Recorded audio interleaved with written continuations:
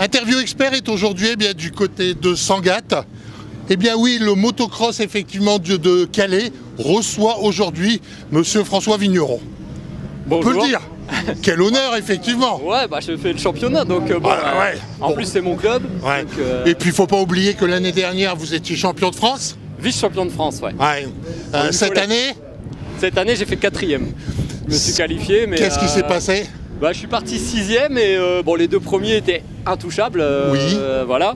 Et après, je suis remonté 4e. Le 3e, je pense que j'aurais pu aller chercher le podium, mais il m'a manqué 2 tours. D'accord, ok. Du coup, voilà. Dès le départ, je vous ai vu sur la ligne.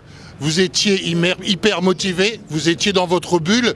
Dès le bout de la ligne droite, vous prenez effectivement l'ascendant sur les autres. Oui, bah, en fait, on est en bagarre au championnat avec mon rival, avec qui on s'entend relativement bien, Nicky Six, numéro 6, qui est en tête du championnat. Je suis juste derrière lui à quelques points. Donc en fait, il nous reste 2 courses après Sangatte pour jouer le titre. Donc il y a des points à aller chercher. Et aujourd'hui, c'est Sangatte, c'est mon terrain. Donc il ne faut pas que je me loupe et que je gagne les 2 courses pour prendre l'ascendant sur lui au championnat, quoi. Dès le départ, on a vu effectivement un parcours relativement gras. Cette semaine, on se posait la question pour savoir si aujourd'hui on allait avoir un terrain sec ou gras. C'est un terrain sec. Cela vous convient au niveau des accroches, particulièrement avec la grande dune là-bas en haut, le grand passage en blanc? Oui, bah, ce matin aux entraînements, c'était gras. Mais il y avait du grip comme on dit dans le jargon. Là en manche il a un petit peu séché, mais bon, il est clair que le Calais Sport Mécanique et tous ses bénévoles ont encore fait un travail de fou et ils nous offrent une piste juste extraordinaire aujourd'hui. Et ce matin c'était top. La première manche, le terrain était nickel. Je sais qu'ils vont retravailler dessus ce midi et on va se régaler toute la journée. Entre le sable et la terre, vous avez franchement une préférence pour le sable, la terre? Parce qu'on vous voit des 2 côtés. Ouais, bah, j'adore faire du tout-terrain. Donc en fait, si je reste chez moi 6 mois pour faire qu'une seule des 2 saisons, c'est un peu long. Et puis bon, bah, ça m'entretient physiquement. Donc bah, je profite. À 43 ans, ça va peut-être plus durer des années et des années. Donc j'en fais un maximum pour me faire plaisir.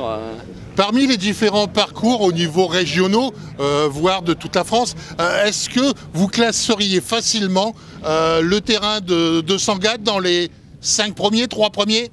Ce qu'il y a, c'est qu'il y a des grosses structures qui accueillent des championnats de France élite et tout. Nous, on reste un terrain amateur, mais clairement, pour un terrain amateur, la piste, elle a une terre exceptionnelle. Avant, c'était un terrain de craie, maintenant, la terre qu'on a récupérée. Pour moi, il n'y a pas beaucoup de terrain dans la région avec une terre aussi bonne et qui boit. L'hiver, on peut rouler, l'été, on peut rouler. Bon, après, il y a beaucoup de travail qui est fait par les bénévoles, mais comment on peut rouler à tout moment de la saison et en se faisant très plaisir. Et ça, c'est pas offert à beaucoup de clubs, quoi. Avant, effectivement, nous avions un terrain de craie. Aujourd'hui, c'est un terrain de terre. Vous aimiez mieux la craie, la terre? Non, la terre, c'est glissant. C'est dangereux quand on tombe parce que c'est très La craie? Ouais. Et puis quand il pleut, c'est juste inroulable. Donc du coup, non, là, la terre qu'on a récupérée, c'est du bonheur depuis 5 ans. Sangatte, c'est plus le même Sangatte. D'ailleurs, on le voit au niveau de l'affluence sur les entraînements. On a beaucoup de monde maintenant, chose qu'on n'avait pas forcément avant. Donc non, le terrain, il a évolué. Mais Sangatte reste quand même un terrain très technique. Technique, rapide. Il y a des sauts, il y a des doubles, il y a des montées, des descentes, notamment la Grande Blanche, qui elle reste en craie. Donc il y a des pilotes qui n'aiment pas venir à Sangatte parce qu'ils le trouvent un petit peu dangereux. Et c'est vrai qu'il y a beaucoup de sauts, il ne faut pas tomber, quoi. La ligne droite du fond, moi je le sais parce que c'est une enduro et je vois la vitesse. On est quasiment à 100 à l'heure. Donc quand même.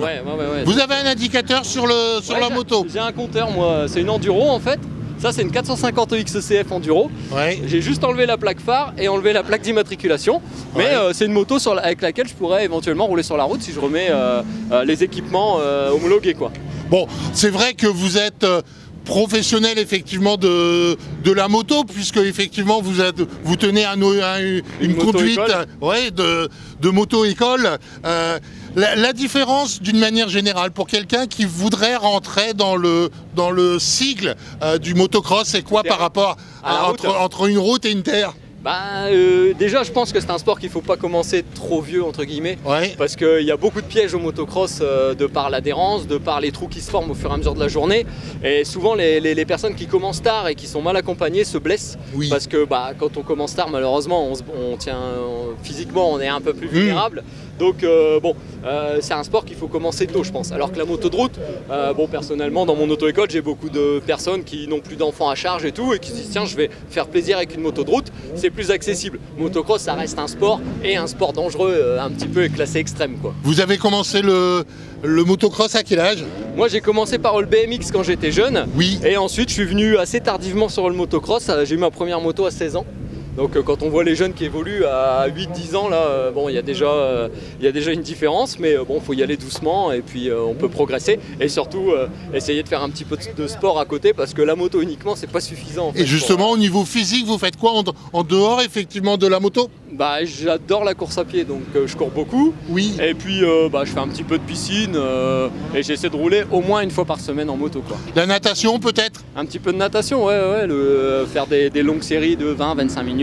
C'est toujours la dernière question. On parle aujourd'hui effectivement que pour être bien au niveau physique et bien mentalement sur une course, il faut effectivement se faire suivre psychologiquement. Est-ce que c'est quelque chose que vous faites et que vous aimeriez, pourquoi pas, apporter à certains pilotes? Bah moi, personnellement, en ce qui me concerne, moi, si j'ai une crainte, des fois ça arrive, hein, ça reste un sport dangereux, le départ est dangereux. C'est plus sur les courses de sable en championnat de France où on roule avec des professionnels. Moi perso, j'en parle avec mon épouse quand j'ai des petites craintes. Bon voilà, parce que c'est humain, quand on s'aligne sur l'enduropale du Touquet, quand on se lève le matin, c'est pas un matin comme un autre, hein, ça c'est sûr. Donc bon, je sais qu'il y a des structures qui proposent aux pilotes de les aider mentalement pour passer au-dessus de certaines craintes. Moi, j'ai jamais eu besoin. Après, moi, je sais que quand j'ai peur, eh ben, je coupe les gaz et puis l'idée, c'est de rentrer à la maison le soir, quoi. Donc l'objectif, c'est surtout de rentrer entier et le cas échéant entier également, comme la moto. Voilà, c'est ça. Le premier, c'est moi. Si elle casse, malheureusement, bon bah, ça sera que des sous à mettre dedans. Par contre, physiquement, non, j'essaye d'éviter au maximum parce qu'à 43 ans, si on se blesse, on se remet moins bien que. Côté moto, vous avez déjà essayé l'électrique et qu'en pensez-vous? J'ai pas encore. Alors, une fois, mais sur le parking de Sangatte. Donc, j'ai pas vraiment encore testé. J'espère un jour tester. Parce la que Starvag. Ouais, voilà, quand je vois David Marty rouler avec, bon, bah, clairement, ça a l'air de bien aller. Hein, donc, oui, je serais curieux d'essayer, mais j'ai jamais eu l'occasion de faire un tour des sauts ou quoi. Vous seriez plus à laisser tomber l'idée thermique du moteur avec le bruit et partir sur quelque chose de plus silencieux? C'est pas ça qui va gêner le plus? Bah moi perso, j'adore voir notamment David Marty rouler avec sa moto de cross. Alors j'adore toujours le voir rouler avec sa Starvag, mais ça perd un peu de charme parce qu'il a un coup de gaz ravageur et ça je trouve qu'on le perd un peu. Et bon, quand on est de l'ancienne génération comme nous, on aime bien le bruit et ça fait partie du folklore du motocross et c'est toujours sympa d'avoir un... Puis avec l'habitude, on sait reconnaître un top pilote rien qu'au bruit, quoi. Et ça on le perd un petit peu avec l'électrique, donc bon... voilà, Monsieur Vigneron, quelle sera la suite effectivement du championnat pour vous? Eh ben, on va essayer de faire la même chose cet après-midi et puis bah, sur les 2 courses restantes, essayer d'être champion UFOLEP vétéran 2025. Voilà, c'est l'objectif. Merci à vous. Merci bien.